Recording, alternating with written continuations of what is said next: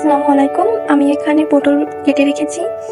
এখন আমি এর মধ্যে একটু মরিচ গুঁড়া, লবণ, হলুদ গুঁড়া এবং রসুন বাটা, পেঁয়াজ বাটা, আদা বাটা দিয়ে নিয়েছি। দিয়ে এগুলোকে ভালো করে মেখে নিব। আজকে আমি একটু অন্যরকম ভাবে পটল ভাজি করব।